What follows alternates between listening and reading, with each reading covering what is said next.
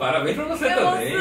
E parabéns pra você também. Parabéns porque você chegou ao final do nosso curso de Introdução Bíblica. Tá tremendo, toma água que ela não tá bem, ela está emocionada. Espero que você também esteja emocionado com esse grande momento, pois nós chegamos à última aula do nosso curso de Introdução Bíblica. Você também é um formando assim como nós, olha só.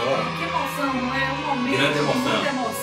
Sim. Chama a família, comemora, você conseguiu! Você conseguiu, você esteve com a gente, você acompanhou todas essas aulas e vocês podem ver a nossa indumentária aqui, estamos vestidos a rigor, contratamos aí, né, as melhores empresas, né, Com certeza, de formatura aí para estarmos a caráter hoje para essa última aula de Introdução Bíblica. Então seja muito bem-vindo à nossa última aula. Hoje nós vamos conversar mais um assunto legal e desde já a nossa gratidão, cara, você que nos acompanha desde o início. Gratidão a todo mundo que de alguma forma nos ajudou a estar fazendo essa EBD aqui. Exatamente. E esse cap é de vocês. Custou muito caro, R$500 cada um. Sim, com certeza. Né? Então, assim, esse cap é de vocês, né? Parabéns por nos acompanhar todos esses dias, todas essas semanas. Foram 2 meses! 2 meses! 2 meses, cara. 2 meses conosco, né? Verdade. Então é um negócio impressionante. Parabéns, hein? Na verdade, até mais que 2 meses, viu? Porque se são 11 aulas com a de hoje, são mais de 2 meses. Então, realmente, muito show de bola. Esse momento aqui com vocês. É isso aí. Bom, e aí? Vamos começar. Vamos aqui tirar a nossa indumentária. Vamos lá. Isso. Aqui, ó, que bonitinho, ó. Nosso cap aqui, vamos deixar ele aqui do lado. Um trabalho danado, rapaz, para conseguir esses cap. É isso aí, Kelly. O que é que nós temos para hoje? Bom, hoje nós vamos estudar as ferramentas e os métodos para o estudo bíblico. Olha né? só, hein? Pois é, a gente vem estudando aí a Bíblia, as suas generalidades, nós vimos estudando o contexto da Bíblia. Claro que isso muito em parte das ciências, né? Que vão trazer para a gente esses conhecimentos, arqueologia, geografia. E hoje a gente vai adentrar na linguística. Né? Vamos entrar no estudo da linguística. Isso tudo a partir de uma escola, né, chamada crítica. Sim. Né? Então, a partir do surgimento da crítica, é possível a gente trazer... Menino, quando... Tem esse cabelo aqui na minha boca. Quem sabe faz ao vivo. Esse cabelo na boca. Ei, pé. Então, a gente vai entrar aí no estudo linguístico para que a gente possa ter uma excelente interpretação e não sair derrapando aí, né? Sim. Você que agora é um formando de introdução bíblica não pode dar umas rabiadas, digamos assim,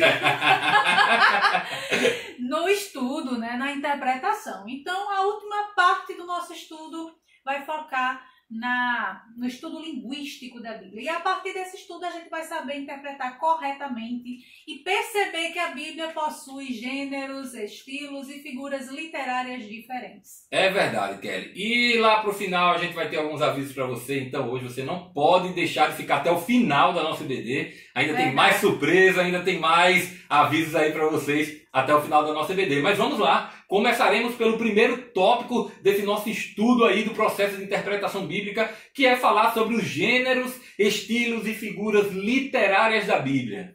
Então, quando a gente fala de gênero, do ponto de vista escriturístico, nós pensamos em estilo literário, tá?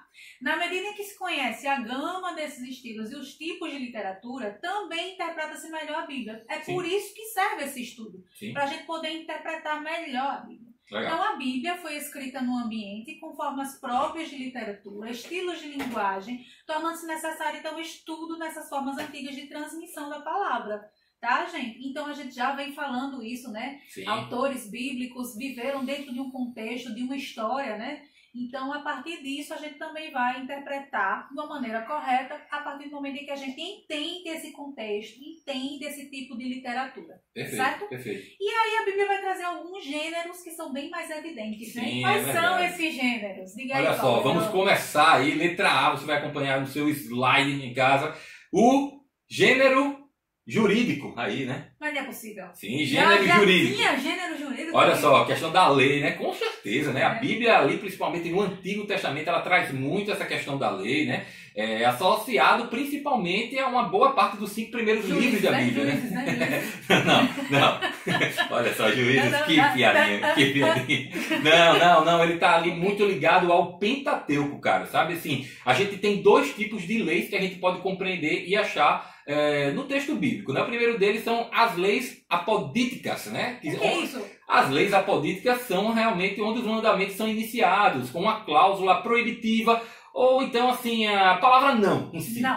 Não. Não. Acontece muito nos 10 mandamentos, né? Não matarás, não adulterarás, né? Não furtarás? Não furtarás, exatamente. Então, assim, Deu isso... branco, rapaz, não entendo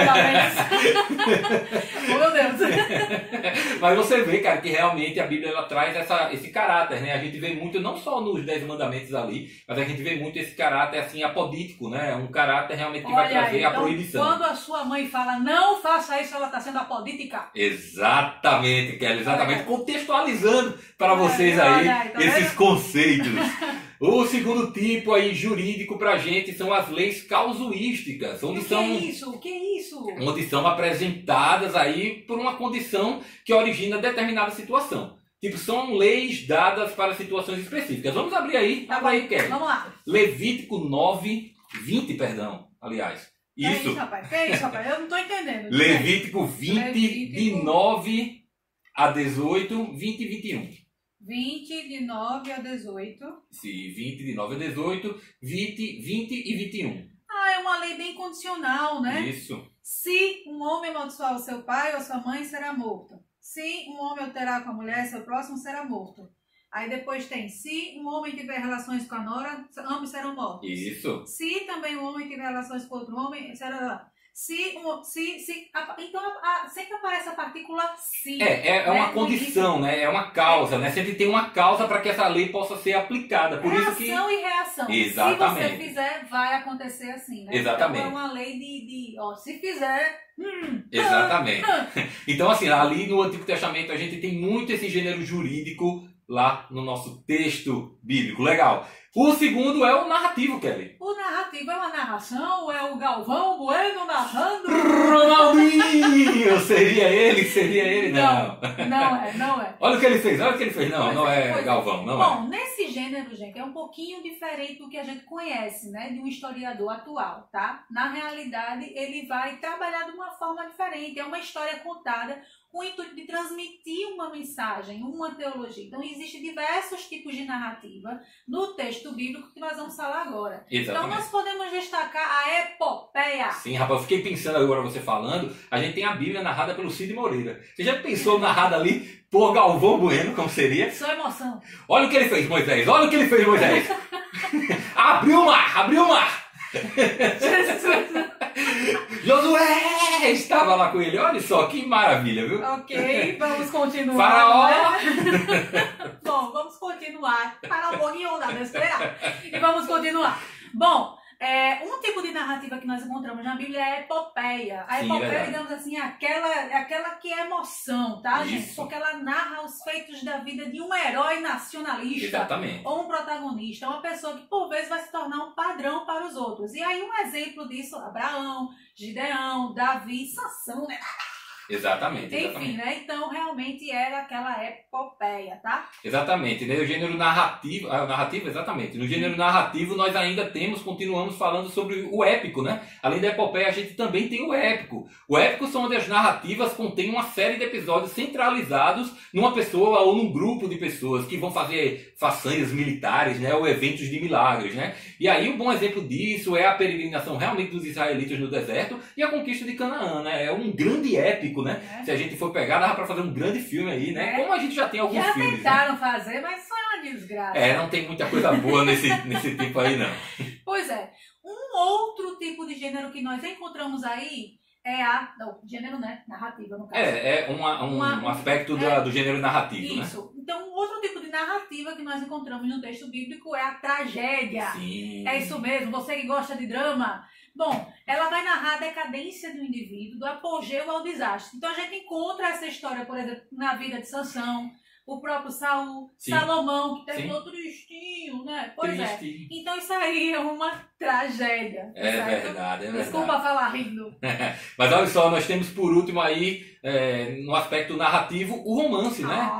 Que é uma narrativa que aborda muito essa questão da relação amorosa entre um homem e uma mulher, né? A Bíblia ela traz diversos pontos sobre isso. Os livros de Ruth, por exemplo, e de Cânticos apresentam realmente, inclusive, poesias, né, lá em Cântico, maravilhosas, né, sobre essa questão aí do romance, né? Pois é. Falando da relação entre o homem e a mulher, que é parte determinante da família e da relação do homem com Deus também, né? Onde Deus vai estar no meio, né? Inclusive, né, a gente sabe que Deus ele também usa essa metáfora, ou sei lá, analogia, não sei dizer porque eu não sou da área, mas assim, é dessa relação entre um noivo com a sua noiva. Sim, verdade. Tá incluído nesse gênero aí também, né? A gente continua aí falando dos gêneros da Bíblia, falando da poesia. Não é isso, Kelly? Isso, a poesia. A poesia, né? A poesia ela não pode se limitar ali à questão da poesia hebraica, né? Apenas aos livros de Jó, de Salmos, Provérbios, Eclesiastes e Cânticos.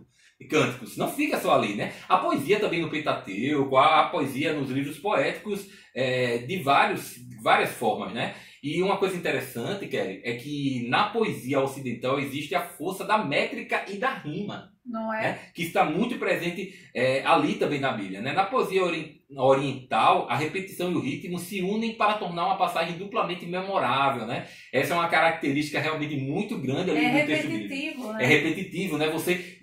Essa característica que a gente está falando agora se dá o nome de paralelismo, que é muito comum ali no livro de Provérbios, né? Então, assim, é muito interessante a gente ver que a gente tem realmente esses gêneros, né, literários ali na Bíblia, né? Na realidade, isso era um artifício para tornar aquela passagem memorável, né? Então, a repetição de palavras era grande justamente para poder tornar aquilo ali memorável. Exatamente. Eu acredito até que os próprios autores bíblicos, eles tinham também, carregavam essa questão da própria inspiração, né? De algo que vem de Deus, né? Isso é interessante de ser falado, né? Pois é, um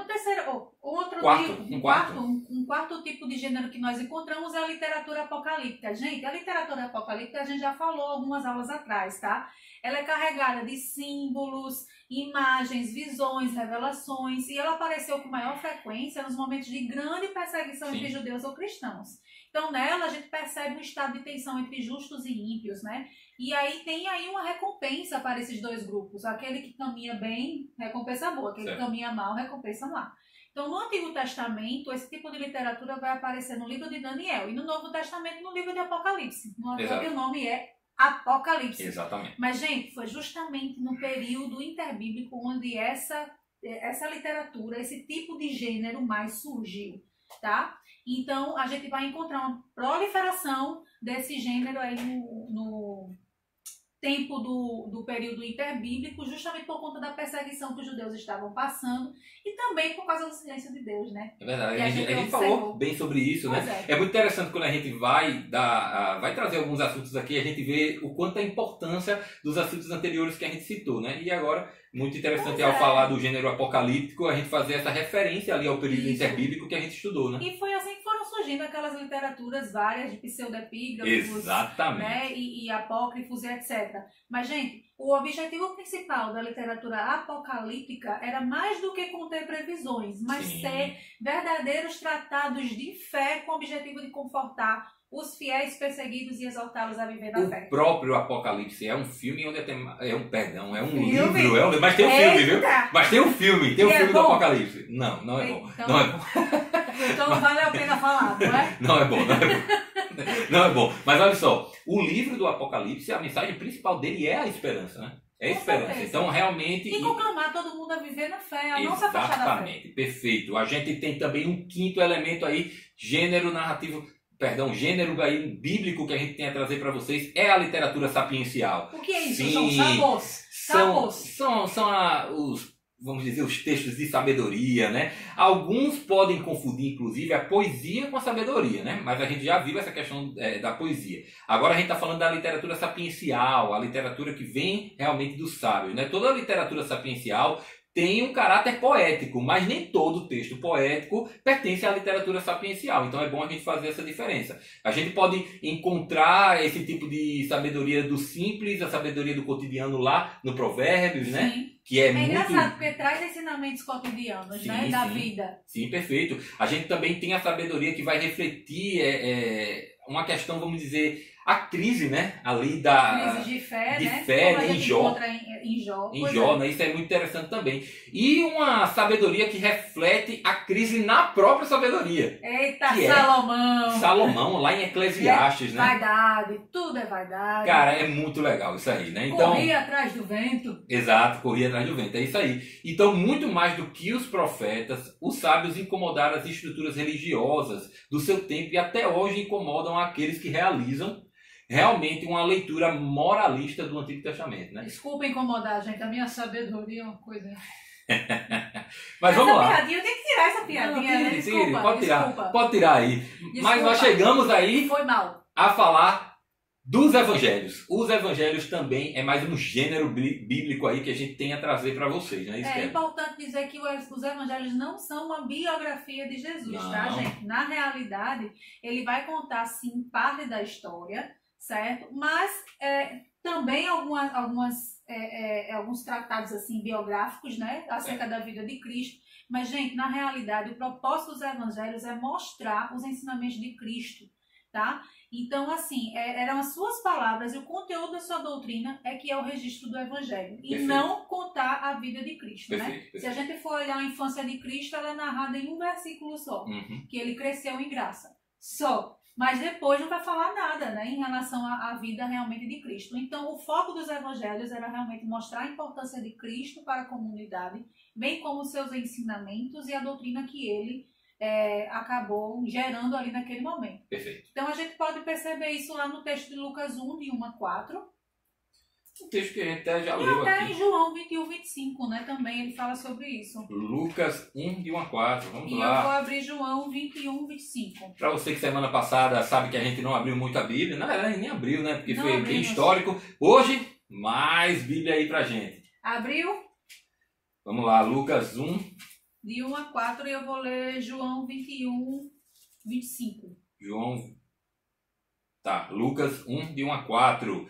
Visto que muitos têm empreendido uma narração coordenada dos fatos que se realizaram entre nós, transmitidos pelos que desde o princípio foram suas testemunhas oculares e ministros da palavra, pareceu adequado também a mim, excelentíssimo Teófilo, depois de investigar tudo cuidadosamente desde o começo, escrever-te uma narrativa em ordem, para que tenhas certeza da verdade das coisas em que foste instruído. É bem doutrinário mesmo, Bem doutrinário, né? exatamente. E aqui em João 21, 25 diz: há, porém, ainda muitas outras coisas que Jesus fez.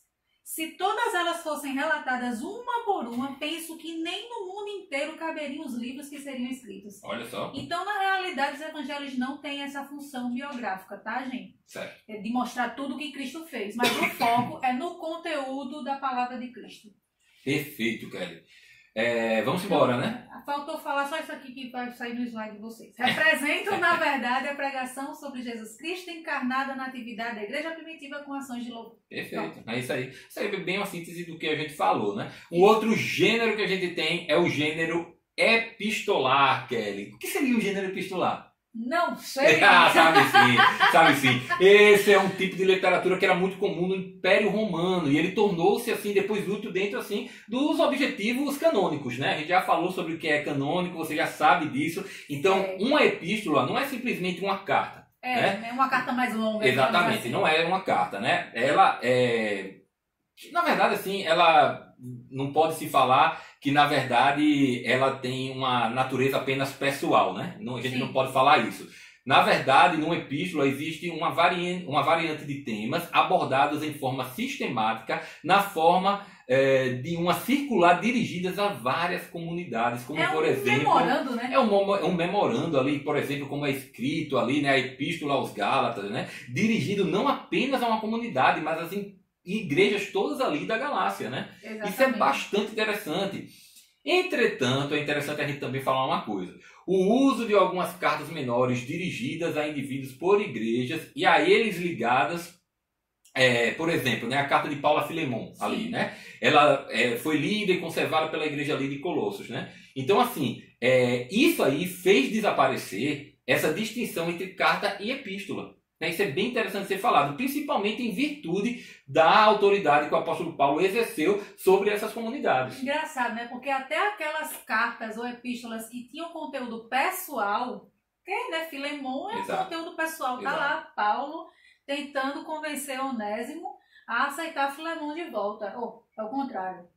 Paulo tentando convencer a Filemon a aceitar Onésimo de volta. Sim. Né? Então, assim, apesar de ser de conteúdo pessoal, ela ainda foi usada para instrução também dos crentes. Perfeito, né? Cara. E aí, a partir disso, tirou-se essa coisa de epístola, carta, enfim. Então é isso, né? Não pode a gente poder ficar achando que é simplesmente uma carta ali. Não, ela tem realmente um objetivo muito, muito, assim, até doutrinário também. E é bem interessante falar sobre isso. Sim. Se falamos dos gêneros agora, você já aprendeu quais são os gêneros ali que a gente tem na nossa Bíblia. A gente vai falar das figuras de linguagem, Kelly. Sim. Vamos falar, vamos dizer, das regras gramaticais, né? Um abraço aí para Lari, nossa querida amiga Lari, né? Então vamos lá. As regras gramaticais, elas determinam a função habitual das palavras, a gente sabe disso, né? Em alguns casos, assim, porém, né, é importante falar isso, o escritor ou orador põe essas regras de lado intencionalmente com um objetivo nitidamente retórico, ou seja, de poder conseguir passar da melhor forma a palavra, né? Isso é interessante, né?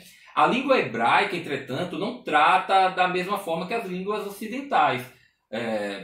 As línguas ocidentais à distância, né? Assim. A distância entre a regra e a exceção. Sim, exatamente. Né? Então, devido à peculiaridade da antropologia dos hebreus antigos, a linguagem é rica naturalmente em recursos que os ocidentais chamam de retóricos.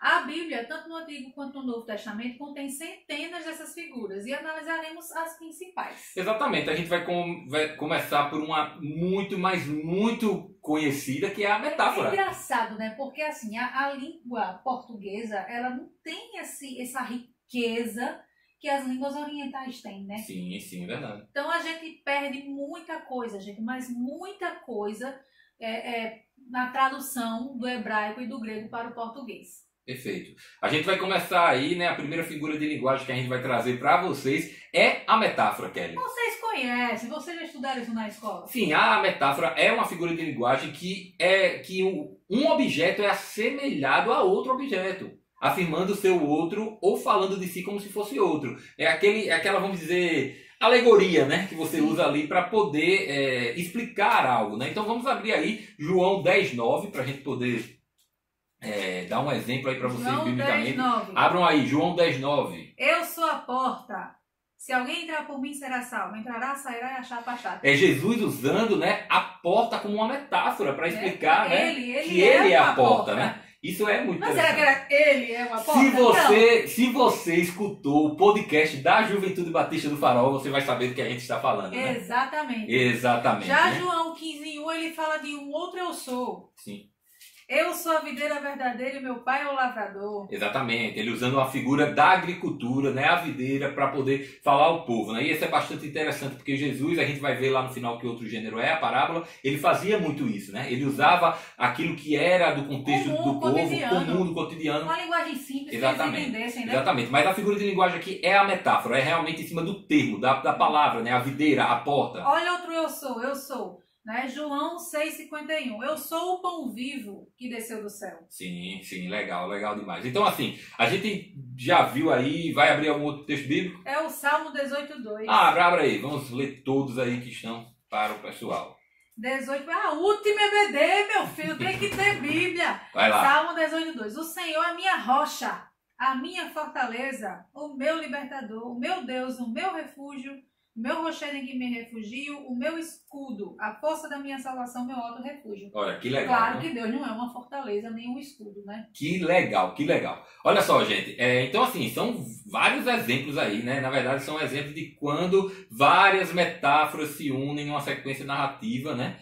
E a alegoria dos textos, né? Elas ficam presentes, né? Ele fala que são exemplos de quando várias metáforas se unem a uma sequência narrativa com alegoria, os textos de João 6, 51 a 65 e Salmo 80, de 7 a 16. Certo. Então, às vezes, eles juntam várias metáforas para formar uma alegoria. Exatamente. Certo? Então, o texto de João 51 a 65 fala justamente dessa questão do pão, né? Ele é o pão vivo, né, que desceu do céu, e ele vai falando um monte de coisas assim, falando sobre o pão. Dentro da metáfora, a gente tem dois tipos aí de metáforas que são bem comuns do texto bíblico, né? Primeira delas é o antropomorfismo, né? Que a gente já viu algo parecido quando a gente falou lá no início, né? Sobre algumas figuras de linguagem da Bíblia, né? No antropomorfismo, vai se atribuir a Deus membros corporais e atividades físicas, né? Deus é espírito, mas o autor ele tinha essa liberdade de utilizar o antropomorfismo para falar sobre Deus. Então, exemplos aí é o Salmo 33, 18. Certo. Salmo 33, 18. Abra aí na sua casa. Olha o que ele fala. Eis que os olhos do Senhor estão sobre os que o temem, sobre os que esperam na sua misericórdia. Ora, se Deus é espírito, ele tem olho? Não tem. Não tem. Né? O 34, 16 vai falar. O rosto do Senhor está contra os que praticam o mal. Rosto. Se a gente olhar o 15, ele vai falar. Os olhos do Senhor repousam sobre os justos. Os seus ouvidos estão abertos ao seu clamor. É verdade. E a gente encontra em Tiago 5,4 também. É verdade. Tiago 5,4 diz o salário que desonestamente deixastes de pagar aos trabalhadores que colheram nos vossos campos, clama. Seu salário vai clamar? Os clamores dos ceifeiros chegaram aos ouvidos do Senhor dos Exércitos, ou seja, o ouvido do Senhor, né? Ele não tem ouvidos, obviamente, porque ele é espírito, mas isso é uma liberdade que o autor tinha para dar sentido à sua fala. Muito, muito legal isso aí. E a gente ainda tem também o antropopatismo, cara, que seria onde se atribui a Deus o quê? Emoções, sentimentos, desejos humanos, Olha né? aí. Muito legal. Então vamos ver, Deuteronômio. Abre aí Deuteronômio, que eu vou em Efésios 4:13. A Kelly vai abrir em Deuteronômio 13:17 e eu vou abrir em Efésios 4:13. Você pode abrir aí também na sua casa. Deuteronômio 13:17 diz assim: também nada do que for ordenado deverá ficar nas mãos de vocês, para que o Senhor se afaste do furor da sua ira, seja misericordioso e tenha piedade de vocês. Então aí tem 3 tipos de sentimentos, né? Ira, misericórdia e piedade.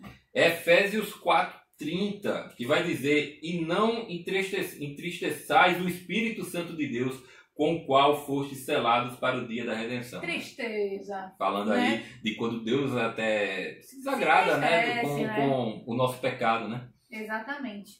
E aí, Kelly, o que é que nós temos aí de figura de linguagem mais? Metomínia. Olha só. Olha que nome complicado. Que seria metomínia? Na realidade, emprega-se esta figura quando a causa se toma pelo efeito ou símbolo, pela realidade que ele indica. Então, baseia-se numa relação mental, tá, gente? Um exemplo é o texto de Lucas 16:29. Abra sua Bíblia. Lucas 16:29. Vamos lá. Aí. Lucas 16:29. Abre. Abraão respondeu: ele tem Moisés e os profetas, ouçam-nos. Ele não estava falando literalmente Moisés e todos os profetas. Ele estava se referindo ao conjunto de textos do Antigo Testamento. Isso a gente já viu nas aulas passadas, tá? Então, o uso desse termo Moisés e os profetas não se referem especificamente a Moisés e os profetas que existiram do Antigo Testamento, mas se referem aos escritos do Antigo Testamento. Isso a gente já falou. Isso em aí. Atos 7:8. Atos 7:8 ainda, rapaz. Eu abri aqui em 1 João já. Mas Atos 7:8. Ele traz também uma metomínia. Já abri aqui. Já abriu, vamos lá. Então lhe deu a aliança da circuncisão. Assim Abraão gerou Isaque e o circuncidou no 8º dia. E Isaque gerou Jacó e Jacó gerou os 12 patriarcas. Então quando ele está falando aí a aliança da circuncisão, ele está falando da primeira aliança que Deus fez. Sim. Com o povo, tá? Então ele está se referindo não ao ato em si, mas ao acordo que ele tinha feito com o povo de Israel. Muito legal. A gente ainda tem 1 João 1,7, que vai dizer o seguinte: mas se andarmos na luz, assim como ele está na luz, temos comunhão um com os outros. E o sangue de Jesus, seu Filho, nos purifica de todo o pecado. A palavra sangue aí, né, indica toda a paixão e morte expiatória de Jesus. Isso, né? e não sangue literalmente. Não né? sangue a gente literalmente. não vai se lambuzar no sangue Exatamente, dele para não é poder isso, se né? purificar. É a simbologia, é o que traz Exatamente. simbologia. Muito É legal. algo mental. Olha só, o que é que a gente tem agora, Kelly? A sinédoque. Exatamente. Olha que figura de linguagem diferente, né? Exatamente. Ela é muito semelhante à metomínia, mas a relação é mais física do que mental. Uhum. Enquanto a gente pensou numa simbologia que a gente associa mentalmente, aqui a gente tem uma relação mais física. Então, um exemplo aí está em 1 Coríntios 10, 21. 1 Coríntios 10, 21, vamos lá. Já abri aqui, 1 Coríntios 10, 21. Abra na sua casa que diz: não podeis beber do cálice do Senhor e do cálice de demônios. Não podeis participar da mesa do Senhor e da mesa de demônios. Pois é, então ele está falando mais acerca do conteúdo, tá, gente? Exatamente. Em si, do conteúdo do cálice e não do cálice, certo? Você já abriu E Lucas em aí, Lucas 2:1 ele vai falar assim: naqueles dias foi publicado um decreto de César Augusto convocando toda a população do império para recensear-se. Sim. Existem algumas traduções e versões que vão trazer todo mundo, Isso. mas ele não estava se referindo ao planeta Terra. Não, ele estava se referindo justamente ali àquela parte onde César Augusto Augusto governava, né? O como Império imperador Romano ali, romano. né? Pois é. Realmente. Muito, muito legal isso aí. A gente tem também o outro gênero literário aí, a prosopopeia, sim. Olha que nome engraçado, Prosopopeia. prosopopeia. Parece até que a gente tá falando, né, uma brincadeira. Ô, que prosopopeia você, não? Eu não, Que prosopopeia. não sei, eu não entendi essa sua relação aí, mas tudo bem. Lembra presepada. Ah, tá bom, tá certo. Vamos lá, vamos voltar, né? Tirando as presepadas aí, vamos voltar. A prosopopeia, gente, ela usa-se essa figura de linguagem, na verdade, quando se personificam as coisas inanimadas, né? Por exemplo, atribuindo a coisas inanimadas ações de pessoas. Tipo né? a pedra falar. Exatamente, né? Uma Exatamente. árvore falar. Enfim, vamos ver esses exemplos então? Vai em Salmos aí. Salmos 85, 10 e 11. Em 1 Coríntios 15, 55. Eu já vou ler que eu já estou aqui, ou você já abriu aí? Abri já. Então vai. Eu sou rápida. Vai lá. Dedinho de ouro. Salmos Vamos lá. 85, 10, 11. A graça e a verdade se encontraram, a justiça e a paz se beijaram. Da terra brota a verdade, dos céus a justiça abaixa o seu olhar. Ó, Muito. a graça e a verdade se encontraram, mas na graça e a verdade se encontraram. E aí, valeu! E ainda diz assim, a justiça e a paz se beijaram. Olha que encontro romântico. Exatamente. Não é? Entre justiça e paz, né? Já pensou? Tá precisando hoje em dia. Hoje em dia tá precisando desse encontro aí. Mas vamos lá. 1 Coríntios, como é que é? Cadê? Onde está? Aqui, 1 Coríntios 15, 55, que diz: onde está, ó morte, a tua vitória?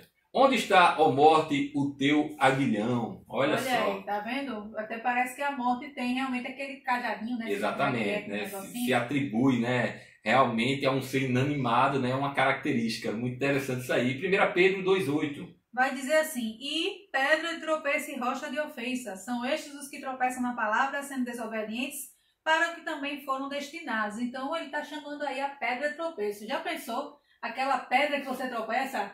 É engraçado, né, rapaz? Muito legal. A gente tem uma Olha, outra. Eu sou profissional em tropeçar, né? Não, Kelly já caiu várias vezes, viu, irmão? Isso aí é uma história para outro dia, mas Mas já. sempre me levanto. É. Ah! Por que aqui caímos? Porque para aprendermos a levantar. Olha só, rapaz. Isso aí é Batman. Batman Begins. Isso é Batman ensinando para as nossas vidas. Mas agora chegou um gênero literário que eu particularmente gosto muito. Inclusive tem uma frase que eu gosto muito, que é a ironia. É a expressão mais perfeita do pensamento, porque é justamente a ironia, cara, que traz aqui essa figura de linguagem maravilhosa. Porque a ironia, principalmente aqui no sentido bíblico, é quando se quer expressar o contrário do que se quer dizer, né? Mas sempre de tal modo que se faz assim, ressaltar o sentido verdadeiro. Ou seja, você quer falar alguma coisa, né? Você acha que eu nasci ontem? Exatamente, por aí, por aí. Vamos lá, vamos aos exemplos aí. 2 Samuel 6,20.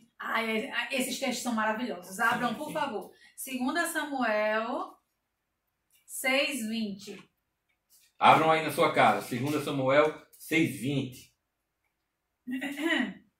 Olha essa cena, tá? Quando Davi regressou para abençoar sua casa, Mical, filha de Saul, saiu ao encontro e lhe disse: que bela figura fez o rei de Israel no dia de hoje, descobrindo-se diante das servas e de seus servos. como se descobre um sem vergonha qualquer. Olha aí, ela já chegou na popagem já. Davi feliz da vida, ela chegou com a voadora no meio dos peitos. Que é isso, rapaz, que acalma, que violência! Que violência, irmã Kelly. Olha só, vamos lá agora para onde estamos. 1 Reis 18:27. 1 Reis 18:27, que diz: ao meio-dia, Elias passou a zombar deles, dizendo: clamai em altas vozes, porque ele é um Deus. Pode ser que esteja falando, ou que tenha alguma coisa que fazer, ou que esteja em alguma viagem. Talvez esteja dormindo e precise que o acordem, né? Diga aí. Será que é irônico? Os 400 profetas de Baal lá clamando para os deuses e nada. E ele, gente, será que ele não está ocupado? Tá dormindo ali. Pode estar dormindo, deu uma saidinha, viajou. Olha é isso aí, ó. Eu acho que a gente pode diminuir alguns textos, o pessoal vai receber o material aí, depois eles podem conferir, qualquer dúvida eles tiram com a gente, para a gente poder caminhar aí no nosso estudo de hoje, certo?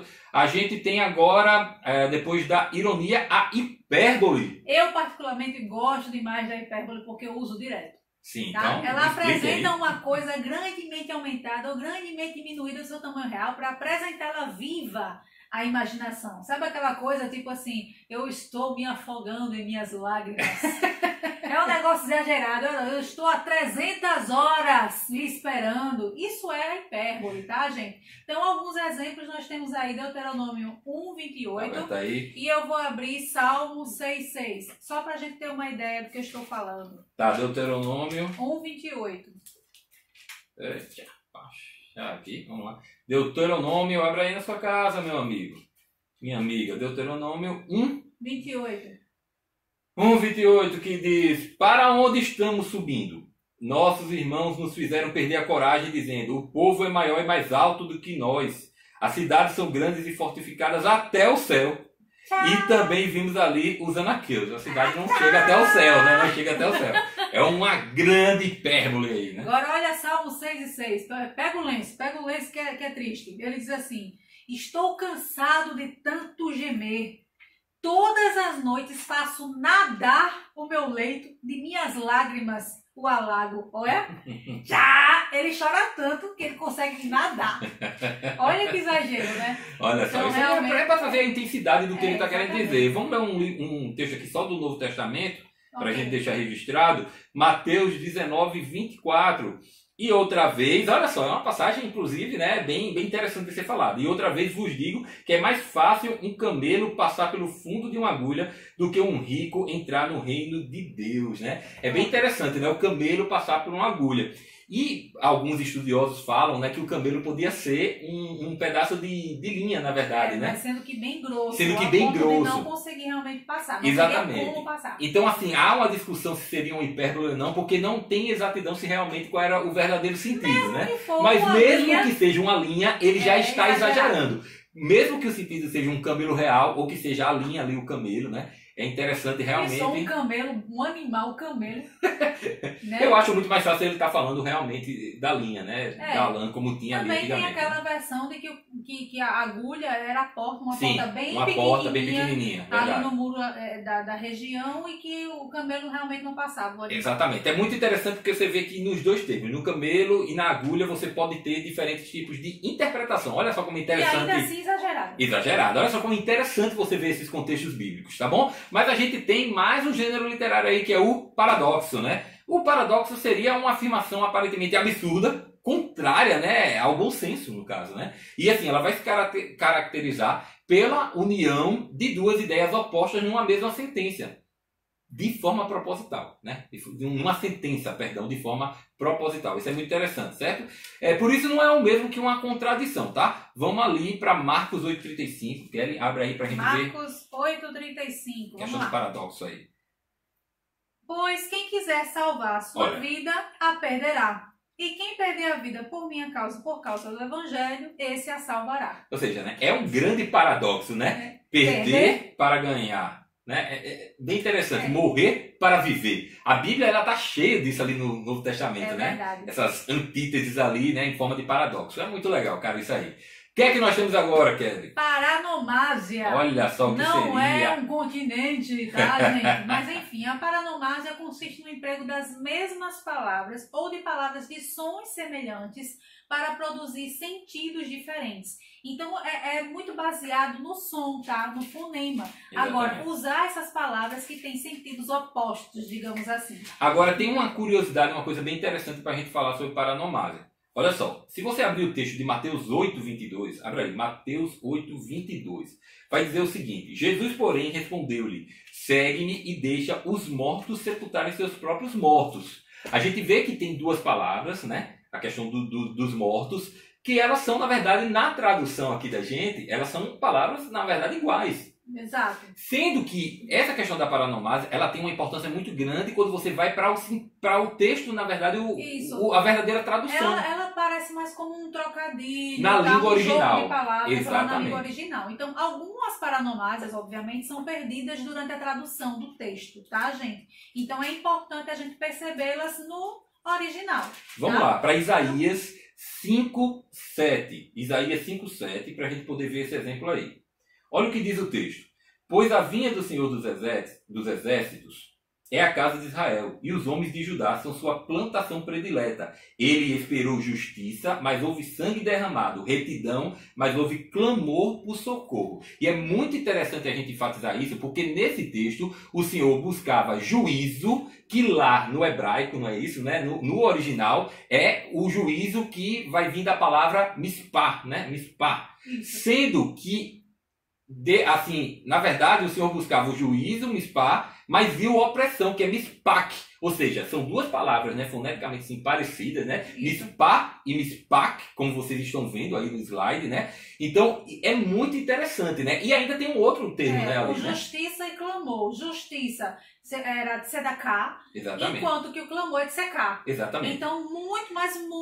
Palavras parecidas, mas elas com têm sentidos opostos, né? opostos. Então, isso era muito utilizado também, né? A paranomásia e alguns textos que a gente só vai perceber, repetimos, nas línguas originais. Infelizmente, nós perdemos essa riqueza na tradução para o português. Exatamente. São marcantes não apenas por sons semelhantes, mas porque elas apresentam um sentido oposto, né? Então, assim, é muito importante ali na língua original essa questão da paranomásia. A gente tem os hebraísmos também, certo? Que são certas expressões e frases típicas do idioma hebreu, que ocorrem em situações, traduções da Bíblia, né? Por exemplo, a expressão filho de, que tem muito na Bíblia, né? Filho de fulano, filho de cicrano, né? Tem muito isso ali, né? Pois é, quando a gente fala filho da desobediência, como a gente vai encontrar aí nos textos de Lucas, ou filhos do mundo, ou filhos não sei o quê, isso aí é um adjetivo, tá? Então são hebraísmos. Exatamente. Não é que eles vão significar que eu sou filho da desobediência mesmo, ou que eu sou filho não sei o que mesmo. Isso é adjetivo, então tem um sentido de adjetivo. Então só pra gente observar isso, abra aí em Lucas 10:6. Eu vou abrir em Lucas 10:6 aqui, e já está aberto o Gênesis aqui, para a gente fazer o outro exemplo aqui. Sim, e outro tipo de hebraísmo também era citar os dois pais, né? Para designar os descendentes. Exatamente, vamos lá, Lucas 10:6. Abra aí na sua casa, Lucas 10:6, para nos acompanhar aqui nessa leitura. Lucas 10:6, que diz: E se nela houver um filho da paz, a vossa paz repousará sobre ele. Caso contrário, ela voltará para vós. Olha aí, filho da paz, né? Paz não tem filhos, mas... Exatamente, né? Mas é uma qualidade, né? É um adjetivo, um adjetivo, né? né? E a gente percebe também esse tipo de adjetivo, né? Para designar os descendentes de dois pais. A gente tem aí a citação de dois patriarcas. Exatamente. Em Gênesis 49:7, maldita seja a sua fúria, porque era forte, maldita a sua ira, porque era cruel. Eu os dividirei em Jacó e os espalharei em Israel, né? Ora, Jacó e Israel são a mesma pessoa no Antigo Exatamente. Testamento, mas ele faz questão de citar o nome dos dois. Né? Dois nomes para designar o mesmo povo. Nós temos a alegoria, né? Tá aí também uma outra figura de linguagem que geralmente consta de várias metáforas unidas, né? Exatamente. A gente tem alguns exemplos aí, lá em Salmos, se você for pegar Salmos 80, a gente vai ter a volta de Israel do Egito. Isso. Né? Então esse texto ele vai trazer uma grande alegoria ali. Vamos ver se a gente consegue abrir aqui. Salmo 80, de 7 a 16. Só para a gente dar esse exemplo aí certinho para o pessoal. Salmo 80... Conseguiu abrir? Sim. Vê aí. 80, de 7 a 16. Restaura-nos, ó Deus do exército, faz resplandecer o teu rosto, seremos salvos. Trouxeste uma videira do Egito, expulsaste as nações e plantaste, preparaste o terreno, ele deitou profundas raízes, encheu a terra. Perfeito. É Com isso a aí. sombra dela os montes se cobriram, seus ramos se estenderam por cima dos cedros de Deus. Ela estendeu sua ramagem até o mar, seus remendos até o rio. Porque derrubaste a cerca que havia em volta dela, deixando em todos os que passam pelo caminho arranque as suas uvas. Muito bom. O javali da selva devasta, os animais do campo se alimentam dela. Então ele vai falando aí sobre a videira que Deus trouxe do Egito. Um exemplo do Novo Testamento está lá em João, no capítulo 6, dos versos 51 a 66. Só aqui o tema já dá pra gente ver, né? O pão vivo que desceu do céu. A gente já citou isso aí. A gente tem o penúltimo, né, gênero literário aí, que é o tipo, uma espécie de metáfora que não consiste meramente de palavras, mas em atos, pessoas ou objetos que vão designar semelhante ato, certo? Pessoas, objetos no porvir, né? É para uma realidade apontando, né, para o futuro. A gente só encontra esse tipo de figura de linguagem analisando o Novo Testamento à luz do Antigo Testamento. Exatamente. Então existem situações que aconteceram no Antigo Testamento que remetem ao futuro. Exato. Tá? Então só para a gente perceber aí João 3,14. João 3,14. Vamos abrir João 3,14 aqui. E eu vou abrir Números 21:9. João 3,14 diz: assim como Moisés levantou a serpente no deserto, também é necessário que o Filho do Homem seja levantado. Você vê que ele faz essa comparação aí, né? Antigo e novo. E aí, ó, o Números 21:9 vai dizer isso. Moisés fez uma serpente de bronze e a pôs sobre uma haste. Quando alguém era mordido por alguma cobra, se olhava para a serpente de bronze, ficava curada. Perfeito. Já serpente, rapaz! Ó, olhou para a serpente, curou, olha. Uma última figura de linguagem é a conhecidíssima parábola, né? Como as parábolas de Cristo, né? Que é uma espécie de alegoria apresentada sob a forma de narração, relatado fatos naturais ou acontecimentos possíveis, sempre com o objetivo de esclarecer ou de ilustrar verdades importantes, que é o que Jesus faz direto com as suas parábolas, né? A gente deve atentar para a totalidade da parábola e suas partes principais, sem usar os detalhes para fundamentar doutrinas. Isso, então cuidado ao interpretar palavras, exatamente, porque elas têm um sentido figurado, tá? Muitas não vezes, são né? histórias reais, Isso. mas têm o propósito de ensinar. Exato. De uma maneira simples, trazendo significado para quem ouve, porque trazia situações cotidianas. Exatamente, cotidianas que realmente faziam com que o povo entendesse, né? Os discípulos também a mensagem que Jesus queria passar. A gente tem vários exemplos aí, tem Lucas 11:58, tem as parábolas de Cristo que já são um grande exemplo. Então, vamos agora, Kelly, para o nosso último tópico de hoje. Mas já! Já, sim! Já, que é o que? A importância da hermenêutica e os seus fundamentos, Kelly.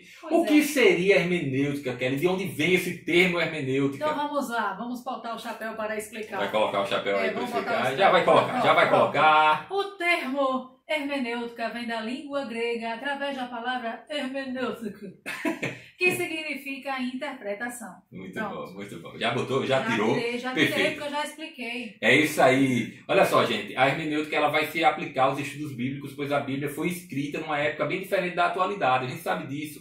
Então, assim, tem termos que eles carecem de sentido quando interpretados fora do seu contexto. Tem diversas situações que a gente precisa lidar hoje em dia, contextualizá-los, que a hermenêutica vai nos ajudar, né? A interpretação bíblica vai nos ajudar, né? Desde os tempos do movimento rabínico, já havia entre os judeus formas de interpretação do texto, Kelly. Inclusive, a gente observa isso também lá no Novo Testamento, quando a gente vê os evangelhos. Os rabis, né, os rabinos, eles interpretavam de uma maneira muito tendenciosa, né, as escrituras sagradas, para o quê? Para supervalorizar as tradições e leis, né, que eles possuíam. Então, foi dessa forma que eles acabaram suplantando a própria Torá entre os judeus, né? Também nos primeiros tempos da igreja cristã já havia uma preocupação com a interpretação dos textos canônicos, então a igreja também se preocupava em relação a isso. Perfeito. No período da patrística, as discussões em torno dos textos bíblicos também fervilharam. Os concílios eram verdadeiros palcos de debates, tá, gente? Então a interpretação ela sempre esteve presente na história do povo de Deus, né? Muito bom. Então, para que o processo de interpretação da Bíblia ocorra de uma maneira boa, com simplicidade e moderação, a gente está trazendo para vocês alguns princípios fundamentais de hermenêutica. Nós não vamos aprofundar, mas vamos deixar algumas dicas de interpretação de hermenêutica para vocês. E daqui a pouco a gente vai dizer porque a gente não vai aprofundar hoje, tá? Vamos lá, daqui a pouco. Vamos lá, vamos aprofundar. Primeiro ponto que a gente tem que trazer para vocês é que, enquanto for possível, é necessário tomar. Enquanto for possível, é necessário tomar as palavras em seu sentido usual e ordinário, né? Isso é muito interessante ser falado. Então, isso é muito simples, tá, gente? Na Bíblia, o que é simbólico deve ser interpretado de maneira simbólica. Exatamente. E o que é literal deve ser interpretado dessa maneira também, de maneira literal. Então, a gente trouxe um exemplo, por exemplo, do Salmo 878, em que as pessoas daquela época interpretavam ovelhas e bois como crentes e aves e peixes como incrédulos. Mas se você for abrir o texto, não tem nada a ver. Exatamente. Nada que dê uma dica de que isso aí realmente seja simbólico. Né? Então, realmente é de uma maneira literal. Exatamente. Uma outra dica é que é absolutamente necessário tomar as palavras no sentido que indica o conjunto da frase ou versículo. Nunca interprete a palavra sem olhar o contexto. Exatamente. Tá? Por exemplo, o termo fé, geralmente entendido como confiança, tem em Gálatas 1:23 o sentido de crença e doutrina. Já em Romanos 14:23 significa convicção. Fé usado para dois contextos diferentes. A mesma palavra. E é a hermenêutica que vai nos ajudar a poder olhar a interpretação do texto ali, né? Um outro princípio fundamental é que é necessário tomar as palavras no sentido que indica o contexto. Isso. Mais uma vez o contexto, tá, gente? Os versos que precedem o texto ou os versos que também procedem o texto levam-se em consideração alguns fatores históricos, tá? Políticos, religiosos e geográficos. Exato. Então, por exemplo, em Gálatas 4, 3 e 9, o termo rudimentos do mundo pode parecer como algum tipo de prática ligada ao paganismo ou à carnalidade oriunda do velho homem. Mas quando você vai ler o contexto, você vai perceber que Paulo refere-se às práticas judaicas, tá? Que eram colocadas pelos judaizantes como obrigatórias e integrantes da vida do verdadeiro cristão. Então, Paulo não estava se referindo a quem estava fora da igreja, mas a quem estava dentro da igreja. E outra dica que nós podemos dar aqui para vocês é que é preciso tomar em consideração o desígnio e o objetivo do livro ou passagem onde ocorrem as expressões obscuras. Não é isso, Kelly? É isso aí. Então, um exemplo disso são as cartas aos Gálatas e aos Colossenses, que foram escritas, gente, diante dos erros que os judaizantes ou falsos mestres cometiam do ponto de vista doutrinário.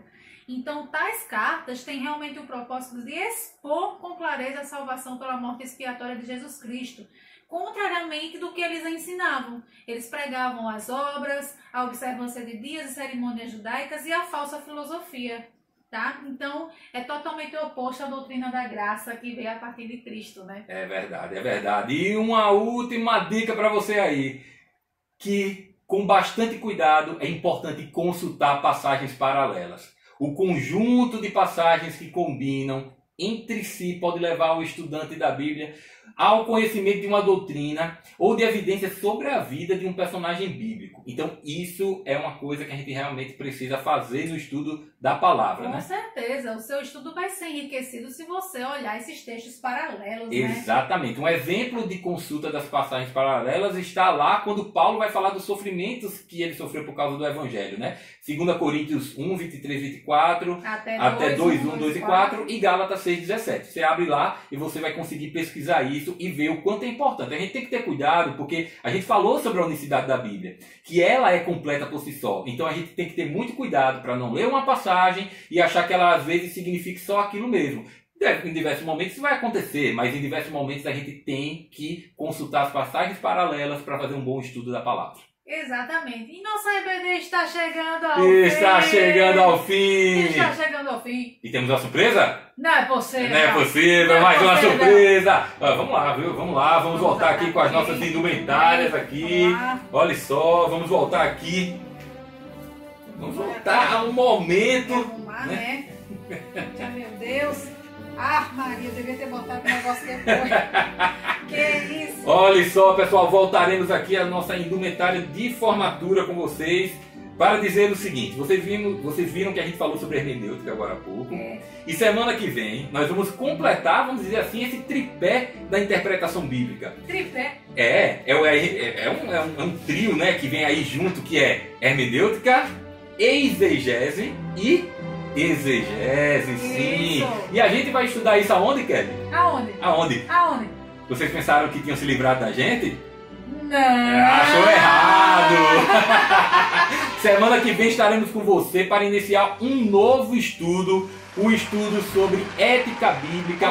Olha só, vai ser muito legal, então vem com a gente, vem conosco. Desde já, o que é que nós queremos? Agradecer a todos vocês que estiveram com a gente durante esse tempo. Vocês são vencedores! Muito obrigado, gente, por estar com a gente nesse momento. A equipe ministerial toda, pastor Roberto Cláudio, pastor Antenor, Luciana, pastor Luiz Carlos, o Marcos Damascena, que esteve com a gente, Tiago, que faz a edição, o pessoal da projeção também. Muito obrigado por caminhar conosco, você também. E nós temos uma surpresa. Você está formado e tem um certificado, meu amigo. Impressora 3D. Olha só, você tem um certificado aí. Olha só, Kelly, todo configurado aqui. Igreja Batista do Farol. Olha, tem até o selo aqui da igreja, viu? Rapaz, que maravilha. Aqui, ó, o selo aqui, ó. Aqui é o da igreja, aqui é um... Não sei o que é isso, não. É um selo, uma tampinha de iogurte. Mas que faz toda a diferença. Olha só, gente. Qual é o seu desafio? Pega aqui esse certificado, ou você tira um print, ou você vai pro lado da televisão, pega alguém para tirar uma foto de você apontando, você fingindo que está segurando, posta. Olha o canudo! Posta e marca lá, @ibfarol no Stories ou no Feed, para poder dizer que você tem o seu certificado de introdução bíblica. E a gente vai, viu, aqui, disponibilizar para você ele aqui no melhor formato, para você ter ele aí na sua casa. A gente vai xerocar. Gente, muito legal. A gente está nesse curso aqui, a gente queria dizer para vocês da gratidão que a gente tem, mas acima de qualquer coisa, deixar uma mensagem aqui também. A gente tem esse nosso jeito descontraído, porque é o nosso jeito de ser, mas porque a gente quis trazer também para a nossa EBD esse clima mais leve, né? Diante do momento difícil que a gente está passando. Nós não estamos de forma nenhuma desatentos ou fora da realidade. Nós também estamos vivendo tudo que está acontecendo com pessoas próximas a gente, toda essa situação, isso, né, Kelly? Isso. E a gente traz realmente esse clima para que a gente possa descontrair e a gente possa da melhor forma estudar a palavra e proclamar o Evangelho e continuar sendo igreja de Cristo onde quer que a gente esteja. Não é isso? É isso aí. É isso aí. Então, muito obrigado por estar com a gente. Nós vamos orar para encerrar a EBD. E lembre-se, semana que vem estaremos de volta, curso de ética bíblica. A gente vai começar aí com vocês. Vamos orar para encerrar? Vamos. Senhor Deus, muito obrigado por esse dia. Muito obrigado pela oportunidade de estudar para proclamar a Tua palavra, Senhor Deus. Abençoe todos que nos acompanharam nesse tempo. Continua abençoando toda essa situação que nós estamos vivendo. Mas louvamos a Ti, Pai. Louvamos a Ti e agradecemos a Ti por tudo. Muito obrigado. Em nome de Jesus. Amém. Amém. Pessoal, tchau. Um grande abraço. Tchau, até semana que vem. Olha aqui, certificado aí para você. Tchau.